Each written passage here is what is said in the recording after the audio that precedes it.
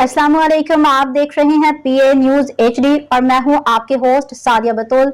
शामिल करते हैं आज की अहम खबर शामिल करते हैं पीए न्यूज। जिला गुजरात से गुजरात 4180 फैसला शुदा मुकदमात में जब्त मंशियात को आग लगा के तल्फ कर दिया गया है। तफसीलात के मुताबिक सिविल जज गुजरात जनाब तहजीबुल हसन शाह साहिब और डीएसपी लीगल अख्तर महमूद गोंदल और दीगर अफसरान की ज़र निगरानी 4180 फैसला शुदा मुकदमात में जब्त मंशियात को आग लगा के तल्फ किया गया। तल्फशुदा मंशियात जिला भर के थानाजात के मुख्तलिफ मुकदमात में जब्त की गई थी।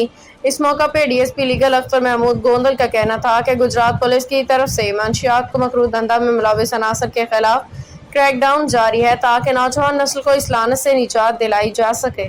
इलावाज़ीन गुजरात से मलहिका लाला मूसा में फूड सेफ्टी टीम की कार्रवाई हुई और 310 लीटर मिलावटी दूध तल्फ किया गया। चांदनी चौक में भारी मिकदार में मिलावटी पाउडर बरामद। जदीद इलेक्ट्रोस्कैन टेस्ट में दूध फेल। जालसाजी पे मुकदमा दर्ज।